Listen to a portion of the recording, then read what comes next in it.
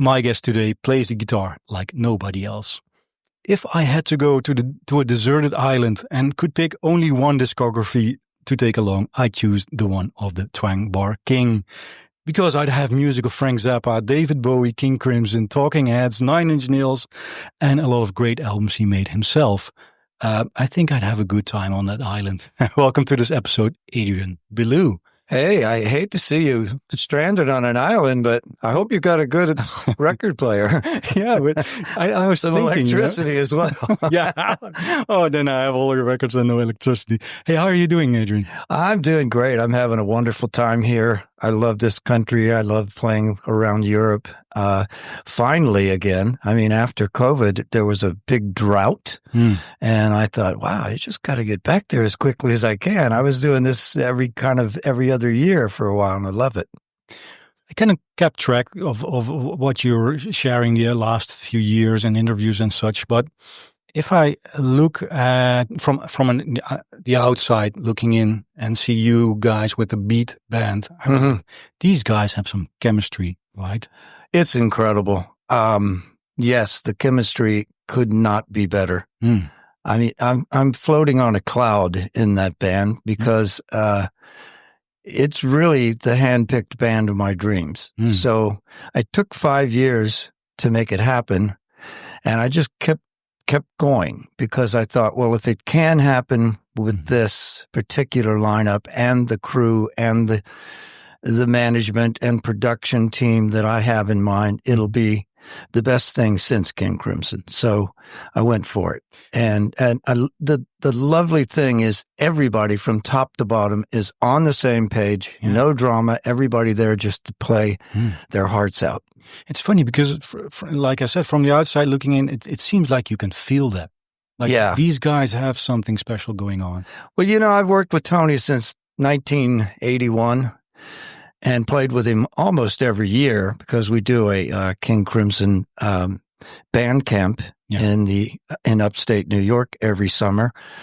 And I don't think I've ever seen Tony so happy and playing so relaxed and so much better than I've seen him play in years. So that's the whole feeling of it. You know, Steve Vai is telling me all the time, man, I am so happy we're doing this. Such a challenge for me. And it's something I love this music and I never thought I could play it. And here we are, we're doing it every night. Same thing with Danny Carey. When I first met Danny, years and years ago, he hugged me so hard I thought he was going to squeeze me to death because he said that those albums, those 3 records changed my life. So those are the people I knew should do this. And we've had such a great time, and the success has been unbelievable. I have to ask though, if it feels that good, maybe you don't want to share it, but are you guys going to make music with the 4 of you, or write music with the 4 of you? Or you don't we decided after 64 shows across the United States and Canada, which was our first endeavor, okay, now we love this so much, we have to continue. But what we decided was, well, given the amount of time that we have to dedicate to other things, there's not that many time spans when we know we can be together for, say, 2 or 3 months and go out and work hard and tour. But we decided we'd like to tour the whole world with this band. Do that once. Because we feel that it's the right thing for everyone to do and for the audiences. And we just really want to try to do that first. I don't know how much time there'll be in between there to develop material, which takes a long time for King Crimson style material. Usually took Robert and I 2.5 years to produce the next generation for the next record. So what we decided to do is let's do the touring and see how it plays out. If you ask me personally, yes, of course, I would love to see us make something new, but it's a big hill to climb. Because you would have a lot of expectations, and but if it's anybody that can do it, it would be this band. I think we'll see, though. You know, I have all the faith in the world that we could produce a great record, more than one, but time runs out. You know, that's the problem. We're not in our 20s anymore. I'm 31 myself, so I'm 6. I'm an old man now. Hey, but I can imagine at this point in your career to have, because it's a boost, right? To have something like this going on, it's like, wow. At this point. Yeah, right? Yeah. Yeah. You know, I mean, I've never said to myself, okay, I'm coming to the end here. I just am full of energy, full of ideas. I can still do everything I ever could do. My voice sounds better than ever. I'm writing. I can do everything. So there's no place in the future for me that I see, I'm going to have to stop then. But that's not true in reality. People do at some point have to sort of slow down and maybe even stop. So you just never know. I mean, we're all at an age where that can happen to any of us. Come to think of it, you had surgery earlier, or not a few months ago only. Yeah, I had a small surgery. You can't see it on the air here, but a little thing right here. Yeah. At the bottom of my palm. It's right where the carpal tunnel canal is.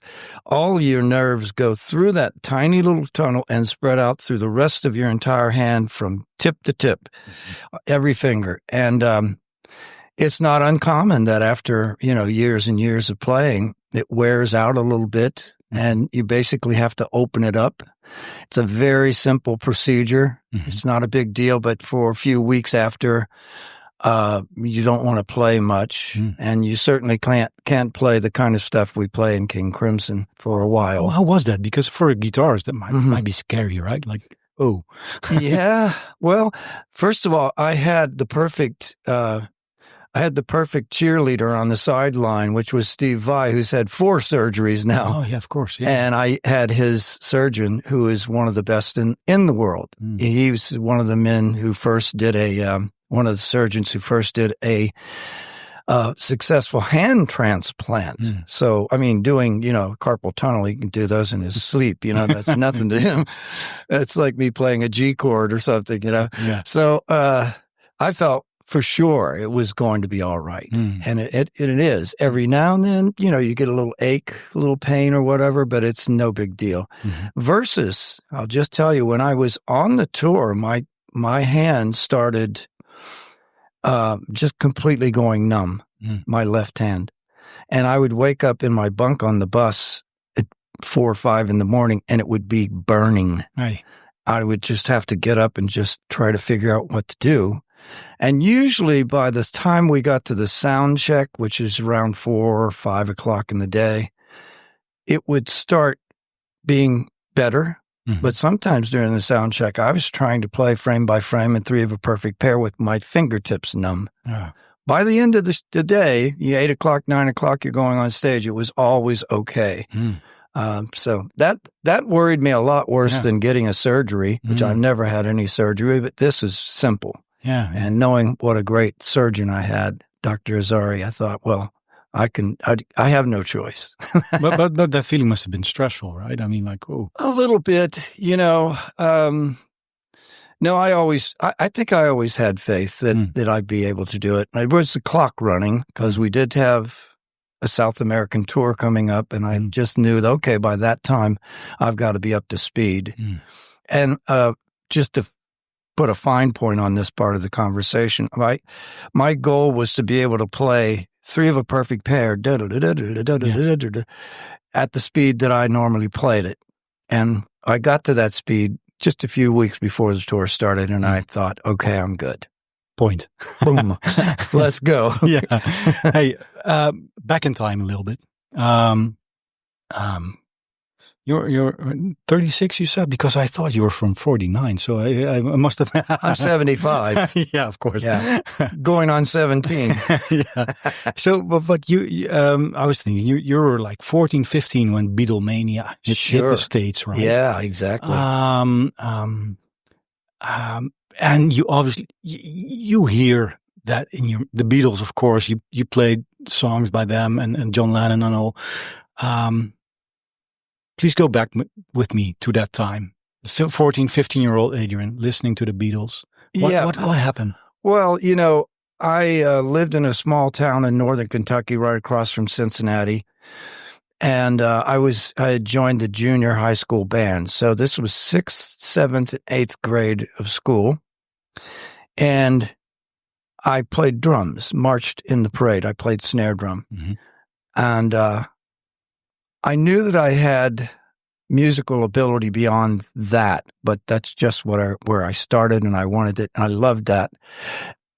After the 8th grade, during that summer break, we moved to another place 10 miles away. So in my freshman year of high school, I was in a brand new place, didn't know anyone. The Beatles came out right around that time. And so rather than join back into the school band, I looked around to maybe get in a band and play Beatle music. And that's exactly what happened. It's a good way to make friends in a new school. Oh, too, I had the best band called the Denims, and we became, like, in the Cincinnati area, the DJs of the radio stations called us Cincinnati's own Beatles, because we were so good at mimicking the Beatles. And I was the drummer. I could sing any of the songs anyway. I could sing John, Paul, George, Ringo's parts. And I loved doing that. But the thing was, when I was 16, a junior in high school, 2 years later, I could hear songs in my head, like a record playing. And I thought, what am I going to do? There's no way to explain these things to someone. So I got sick with mononucleosis. They said, you have to stay at home in bed for 2 months. You have a school tutor that comes. You're not allowed to be active. You're not even allowed to play drums. So I said to one of the guys in the band, can I borrow a guitar from you? He loaned me his father's guitar. I want to try to work out how to play guitar. And I just basically taught myself how to play. And by the end of that 2 months, I wrote 5 of the songs. Wow. I went back to my band. They were utterly amazed, as you can imagine. And I didn't know the names of any of the songs, of any of the chords, because I made them up. Okay, this finger, that's the note I want. Okay, where's the harmony? Okay, now that must be that finger. Where should I, worked out my own chords. They were very bizarre. So the guys in the band said, well, this is crazy. What is that chord you're playing? And I said, a G demolished, A furnished flat. I don't know. I don't have a name for it. Just sounds good. It's the chord. Yeah. So, but did it come? This is inspiration, right? Did it come all the time, or did it all come the easy? Time. Yeah, all the time. Yeah. I was so engrossed. It's all I did. At the end of the school year, when you have a summer break, and everyone comes back and they've gone on vacation and they've played baseball and they've got a tan. I was like the pale guy who has been sitting in my parents' basement every day, all day with a little record player trying to figure out anything that I liked, try to figure out anything by anybody, any record, any song, any guitar player. I would just try to mimic it and know as much about it as I could. And eventually I started learning other parts too. Not just guitar. And so that introduces bringing the Beatles back into this equation. That period of time in those groups, but especially the Beatles, were my teachers. They taught me everything I needed to know about dynamics and construction and, songwriting and lyricism and production and sounds. And I knew everything about their records. I still to this day probably consider myself more expert than most people. but were you the only one in your family that was that much drawn to music, or were there no one others? in my family had any musical background on either sides of my family. There was not even someone who knew how to play piano or banjo. So what did your parents think? Well, your father was in the army, right? He was military. He was military, but then he came back, and by the time I was born, a few years after World War II, of course, he did a lot of different kind of jobs. He drove a truck. He was an electrician. He could do a lot of mechanical things, all of which he had, and I have none of. Yeah. But when I was 5 years old, I could sing along with anything on the radio, any song. And if it was an Everly Brothers song, I could sing the oddball harmony that no one else could even understand was there. Yeah. So my parents said, wow, you've got something. Yeah. And we didn't have a lot of money, and they didn't really stand in my way. They weren't able to really physically, financially, otherwise help me that much. So they put me in the school band when I screamed loud enough. Yeah. But other than that, there wasn't a lot they could do for me. And I got in the band, the Denims, when I was a teenager, 14, 15, I think. And from that point on, I played every weekend of my life. Yeah. I mean, we had shows every weekend. We were very popular. So to them, they must have seen this is some sort of destiny, then, right? I mean, if you're that much drawn, and it's your monofocus, so to say. It was truly, there's nothing else I could do. If it didn't work out, I would certainly be a garbage man or with all due work on the railroad or something. I don't know. Yeah. Singing, maybe. Strangely, now a lot of my friends from those days, growing up in the high school days and things, they're on my Facebook page and stuff, and they said, we all knew. And I said, well, I wish you'd have told me, because I was worried to death. Oh, yeah? When I was 27, 27 to me was a late age to... You joined Frank Zappa band, right? But up to that moment, I was thinking, well, I guess I missed the boat here because I'm 27, nobody cares, I'm making almost no money, nobody knows who I am, what's going on, what am I going to do? I was a couple of months behind in my little apartment's rent when I got a call from Frank Zappa. Oh. But did you ever consider, like, maybe I should do something completely else? Or because what happened in between those years after leaving high school then and up to you played in a cover band? I played in many different kinds of bands, many bands, just to make money. And some of them I really enjoyed the music, some of them I did for the money, all the time continuing to further my craft of songwriting, guitar playing. I bought a cello, I started learning cello, and I just kept adding little things to my abilities. Meanwhile, starving. Yeah. And a lot of times you would get in a band of people that you thought were really great, and you'd play 5 rehearsals and never get a show anywhere, and you'd just stop and do the next one. And so very rough going for many, many years, starving, really. Yeah. My father died when I was 19, so my mother, I would go to her house every now and then and get a bag of soup. And oh, yeah. Here you go, boy. Yeah. Then she lived long enough to see me get in Frank's band and then get in David Bowie's band. And so I think she at least knew, wow, he actually made it. He made something going on. I was still a sideman in a band. She didn't really get to see the whole picture, but saw enough, I think, that she felt like, well, it worked out for him. It's intriguing to me because obviously you had a lot of talent, and just talent it's not enough, right? That call that is quite pivotal, right? That Frank Zappa. Oh, that changed my life. Yeah. And here's the thing, it changed my life, and I might not have been ready, and I might have missed that one big opportunity. But instead, when I went out and did the audition, well, first of all, I was the only person who was totally self-taught. Everyone else were jazz musicians, Terry Bozzio and Patrick O'Hearn, and they all read music. They were schooled players, great players, unbelievable. And I felt like an idiot standing in the room with some of those guys sometimes. Like, I don't know what they're talking about, but I understand it from a different viewpoint. Yeah, that's what Frank said to me, because I said, should I now try to start to learn to read music? He said, no, you already know it. You just don't know it by the names and so on, and you don't know the rules exactly, so you're able to break them, and that's one of the things that's precious. Is that what he saw in you? Like, this guy comes from another corner? I think he saw that, yeah. I think, and he also really liked the fact that when he saw me playing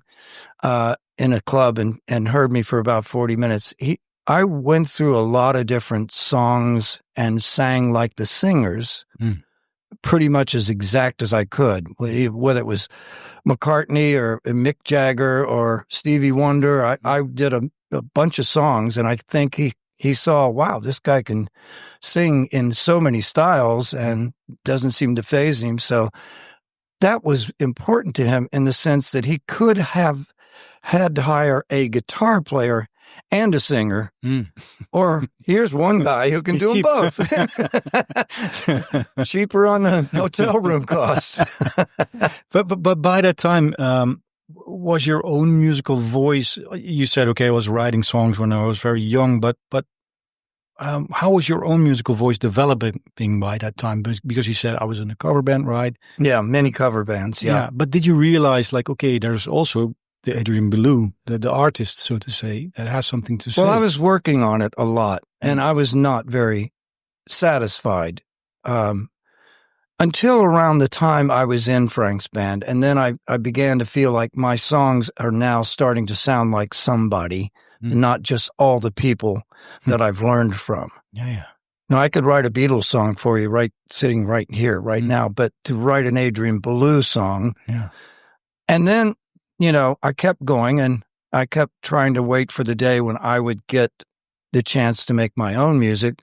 I wasn't sure how, whether it'd be a band that I was in, or as a solo artist, or what.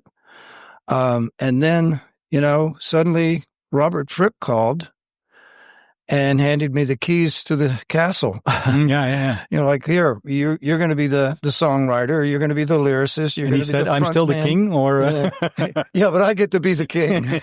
Fair enough, Your Honor. I mean, Your Majesty. Fair enough to me. And that was an extraordinary change, because now suddenly I was writing with people who were on a level that I had never worked with before, and who had a giant history. Once we called the band King Crimson, eventually, after the first few weeks of working and writing and things, that scared the heck out of me, because I loved King Crimson. I knew I was a huge fan. To me, they were second only to the Beatles in terms of their musicality and what they produced. And so I'm saying to myself, wow, I've got to suddenly now be the guy who comes up with this stuff. And at the same time, Robert was very urgently wanting me to play his style of guitar playing, the interlocking guitar style that he needed a partner in. Yeah. And so I had to spend hours every day with him working on that. At the same time, trying to figure out, well, how do I, here's one thing, da-da-da-da-da-da-da-da-da-da-da. There's what we're going to play. What are you going to do with that? Can you make that into a song? It's never been done, but, okay. Yeah. So then I'd work on it, and I'd come back, well, if it changes here and makes this couple of transitional chords, and then we go up to da-da-da-da-da-da, third up, I've got melody that's what it needs. So Robert always gave me freedom to say, well, whatever the song needs that you're writing, we'll change it. Yeah. We can change it any way you want. But that must have been an interesting time, because it must have been liberating to finally really write new kind of music. But then again, within the restraints of you have the king in the castle as well. Like, can you elaborate a little bit on where were you in that moment? How did you position yourself in that? It was difficult, a lot, because I had always kind of been on my own myself. I was the leader of any band I was in, and I don't like really being a leader anyway. When I say that, I say someone who just said, okay, why don't we try this, try that kind of thing. Yeah. And Robert was obviously the right man for that position, and he had a vision, a very strong vision, which I was really pleased with. So I was happy for him to be the head the whole thing up. But there were times when I felt like, gee, I don't necessarily agree with this decision.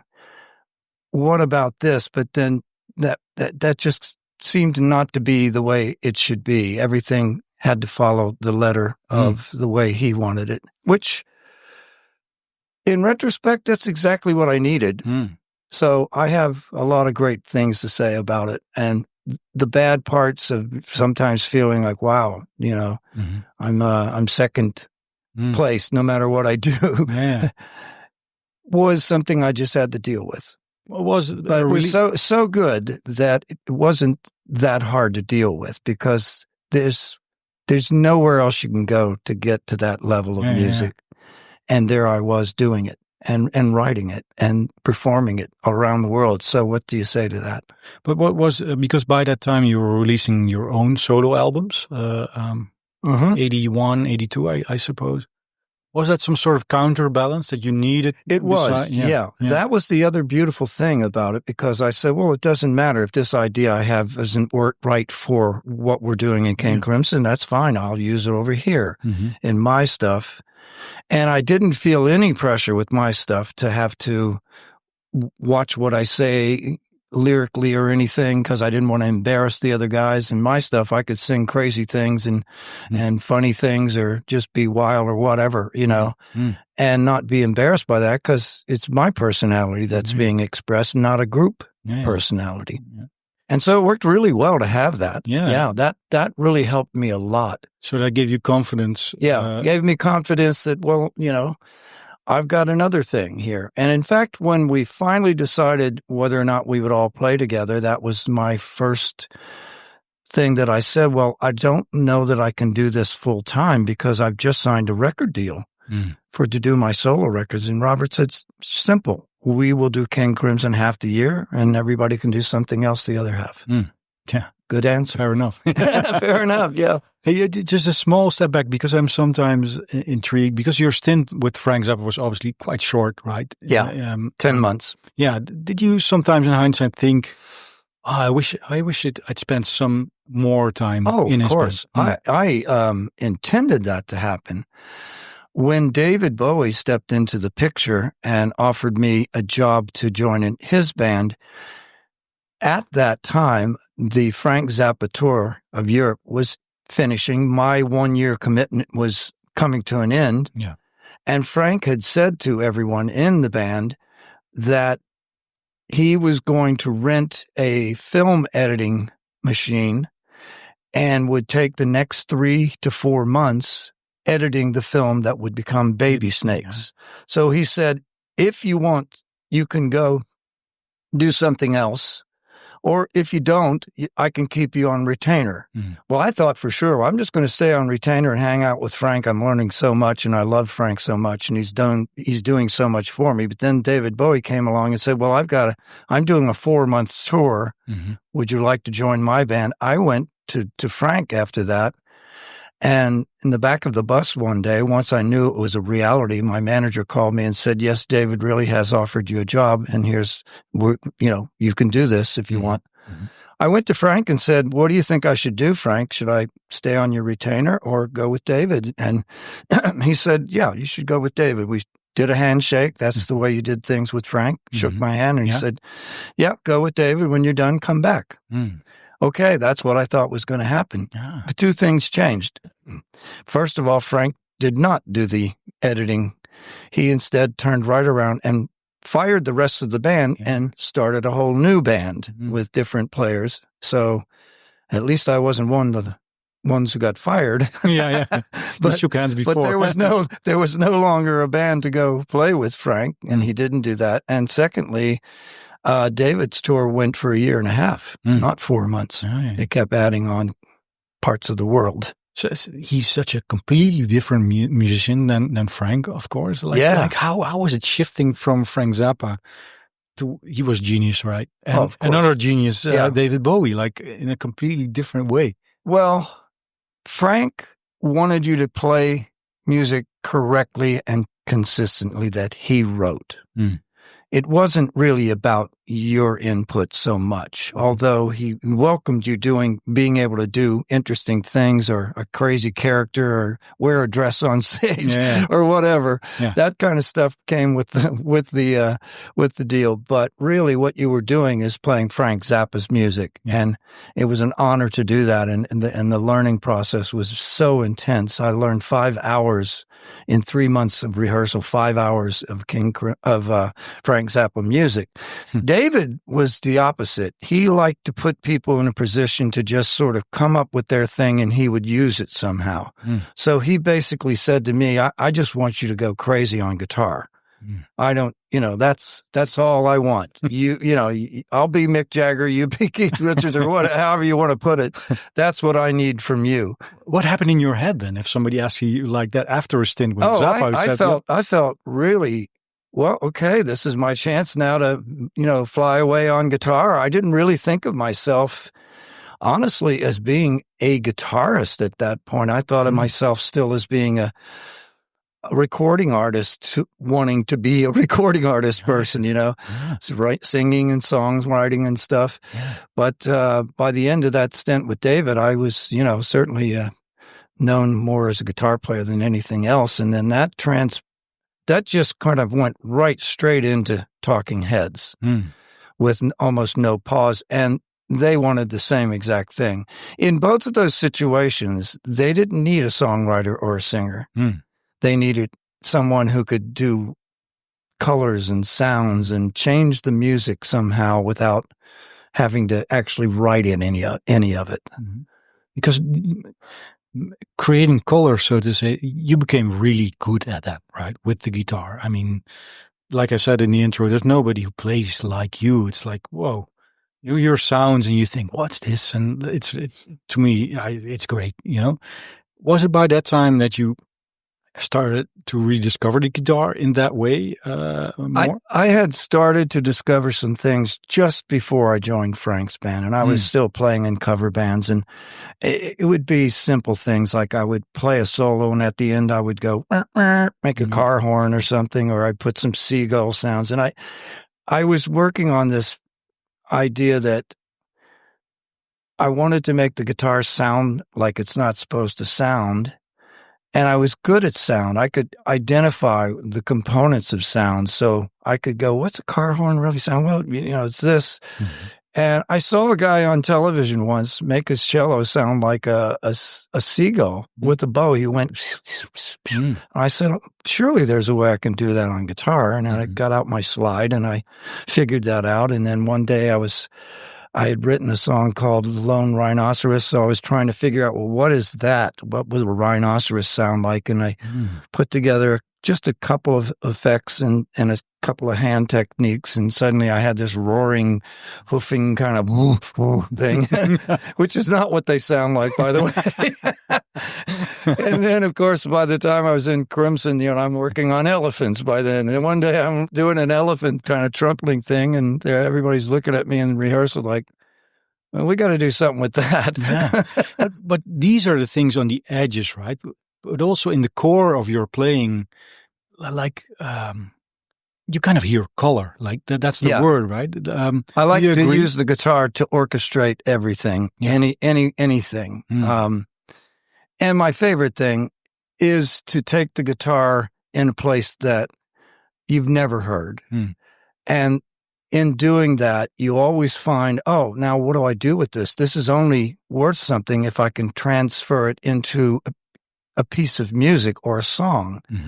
So techniques happen and sounds happen that go with them. And then that kind of it's always, fired my inspiration to continue on. And like my third solo record was nothing but instrumental pieces where the guitar imitated like some sort of interesting orchestra. Yeah. Guitar is an orchestra. No, the third one was called Desire Caught by the Tail. That's the of one. Course. Yeah. But, that's because that's where I was at that point. By that time, I had such a wide vocabulary, things I thought I could do. I started writing pieces of music instead of songs and think, well, I want to now orchestrate this and show, this is where electric guitar is in my mind now, right now, in this world. And later, that caused Frank Zappa to say that Adrian, what did he say? He said, Adrian Belew redid the guitar, reinvented. Reinvented, thank you. Reinvented the electric guitar. Yeah. Whew, thank you, Frank. That's such a huge, humongous statement, even if it wasn't from Frank, but being from Frank, I always wonder about that. I mean, I always think, wow, how could he have said that? That's crazy. But another person who must have liked that is Trent Reznor, of course. The guy. Did he tell you what was intriguing to him in your playing? He told me when I first met him that his management called my management and said they were in LA and they were going to make a record, and there was a long shot, but is there any way Adrian could play? Later, Trent said, we thought for sure there's no way we could get you to play on our record. And I said, why? And he said, well, you know, with the work you did with David Bowie changed my way of thinking about everything. It was another one of those situations where something that I had done with someone else had an effect on Trent in this case. And so every time I would work with him, when I did 4 records with him, he had a simple technique. He's a pretty quiet person. He would say, okay, I'm going to put this track up here. Doesn't have any vocals or anything. It's just, you know, something I'm in the midst of making. Put it up, and if you have any ideas you want to play on it, let me know. And I would invariably say, yeah, I got like 4 or 5 different things I could think of to do on this track. Oh, great. So I'd go in the next room and record them and come back in, and they'd all be like, oh man, that's, you know, well, we love that, you know. And, you know, that's what it was. I'd spend 3 or 4 days with him and just pour out tons and tons of ideas and sounds and interesting things. And one time he brought in, he rented a bunch of Chinese instruments and said, do you think you can play any of these things? And I brought him in and started fooling around with him, you know, because that's what he was looking for, color, you know, color and things to spark the imagination. Yeah. That's what it's all about. And I loved working with him. I still love those records, and the production that he made is so good. Yeah, they're fantastic sounding records. Yeah, they really are. The beginning of Downward Spiral. That's also Downward Spiral. And that's the first one. Yeah. And the interesting thing, you probably know this story. They had the Sharon Tate mansion, which wasn't really a mansion. It was more like a big farmhouse on the top of a hill in L.A. And they darked out all the windows, and that's where we recorded. And we stayed in there for like 2 whole days because you couldn't tell what time it was. We just kept trying things and kept trying things. It was great. It's a great album, man. It's a great album, and it's amazing, the history of it, just that it was done there in that way, and with Trent being who he is and how he is. What an amazing concept, and it worked out so well. Do you sometimes reflect on your career, because, like I said, all these great bands, right? And it's all interconnected in a way, like you said as well, like because Trent Reznor is a big Bowie fan. He heard that. Do you sometimes reflect on that, like, wow? I do. Yeah, I have to say sometimes I'll be sitting at home and I'll just think, wow, really? Did I do all that? But, you know, like when I'll go back through my pictures that I have, or like go through the last couple years of Facebook posts and things and see, oh yeah, we did that. And there I am in Italy with Stuart Copeland doing Gizmodrome. And here I am, you know, doing this. Here I am at Pixar making a film with Pixar. Can you imagine winning an Oscar? When you go back through all that stuff, it seems almost like I cannot believe that I've done all that in this one life. And I always say, you know, I feel like I've met so many people, so many places, been engaged in thousands of interviews, for example. It feels like 3 lifetimes in one. And that's maybe why I still feel so young. Because instead of I feel like, well, I did that lifetime, and now I did the other one, and now I'm young again. I'm doing the third one. but if you're young at heart, are you still learning? Like, can you elaborate a little bit? Yeah, absolutely. Yeah. Tell me, how does that process look like? Before I got I had my problem with my left hand, I decided I wanted to go back and learn some of the types of things that I learned at one point, but didn't go deep enough into. One of them was Chet Atkins' style of finger-picking guitar, where you're playing the melody and you're playing the bass line and the chords all at once. Very difficult thing. Yeah.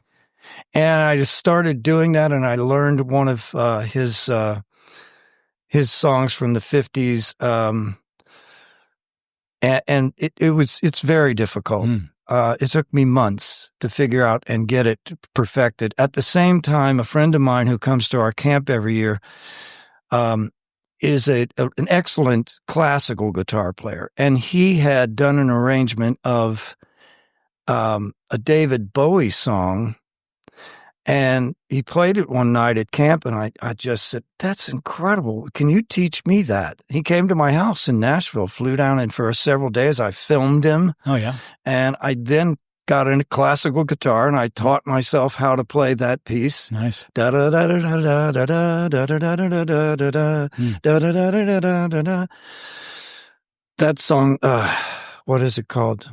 Anyway, then after that, I figured out how to play back to the fingerpicking, Chet Atkins style. I figured out how to play Martha, My Dear, which is a piano piece, which is really difficult to do on. So I just kept going. And you need those challenges in your life, do you think? I don't need them, but I really love them because I love to be able to, people just think I can just make noises and sounds, and that's not true at all. I can play a lot of different styles. I just don't do that.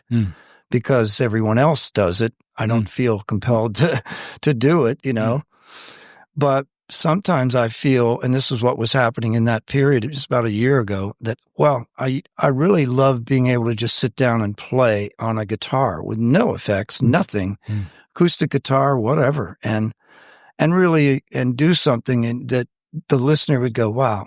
I can see that requires a lot of work and attention and diligence to do that. And it just feels so good when you do it. You finally get it right. Yeah. And all the little things that are in there that Chet Atkins used to do, which are mind-blowing in a way. Yeah. You'd finish and you'd feel like, okay, took me 3 months to get there, but I'm there now. And it took me about the same to do the classical piece. And so, sometimes I like to just do that. It's not my music. I'm still learning. Yeah. Hey, before we wrap this up, you had some great mentors, right? Like Frank, for instance. I saw you play with a power trio here in Eindhoven years ago. Yeah. Obviously, you were Julie is her name, right? Julie, yes. And Julie's brother Eric is Eric Slick. Yeah, exactly. You must have been some sort of mentor to them back then, right? Because they were very young back then. A, were you? And B, how did that role fit you? Well, I think it's an interesting thing. I went and did a seminar in Philadelphia at the original School of Rock. They were students who had graduated a year or so before.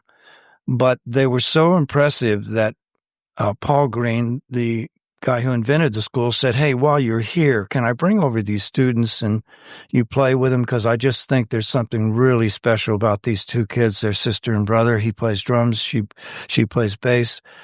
And so we did that one afternoon. I just thought, wow, these kids are amazing, And they're really fun, too. They just had the most wonderful attitude. And later, he called my wife, Martha, who is my manager, and said, I know that Adrian's been thinking about doing a trio. What would you think about inviting, Eric and Julie? And so Martha and I talked about it, and I said, well, there's two things that happen. It'll either make me feel like an old guy or it'll revitalize me and I'll feel like a kid again. And that's exactly what happened. So they affected me in a very positive way, and I affected them a lot. And one of the first things I did is I started working on this piece that I wanted to show how good these two players could be, how good a trio, an electric trio could be. So I wrote the most difficult thing I could think. Took me, once again, it's a 3-year process. And I wrote this thing called E, which later on I did here with the Metropole Orchestra. And when I wrote it, I thought of it as an orchestral piece, but I also thought of it as an electric guitar trio piece. And by doing loops, I could have other parts involved. And it was really a difficult thing to do, too. And I started presenting them in pieces to them, and they took to it so well, and they made great parts, and they played so well, and So what was a two-way thing then? You said I believe I got energized. Absolutely, absolutely. Yeah. And I still see them and love them and play with them at different times. Julie is in, of course, the Remaining Light band that we're playing with tonight. And I think that we'll do some stuff in the future with the trio again, because it's almost going on 20 years. No. Isn't that weird? Oh. Isn't that like weird? 10 years or something. But Well, it was 2008 when we played here. Oh, yeah. Eric stayed in the band for the first 5 years, and then he joined a band that was more to his taste, a band that he loved in Philadelphia, and he's done that for many years. But I think, Julie and I kept going, and apart from the disruption of COVID, we're still going. Seems like a nice end, right? We're still going. We're still going. We're not stopping. If I go to that desert island, I make sure to take there's electricity, Adrian. Yeah, please do. Take electricity and some headphones. Hey, thanks so much for your time. Oh, my pleasure. And thank you for everyone listening out there. Likewise. Thanks, right. listeners, for listening. Bye-bye.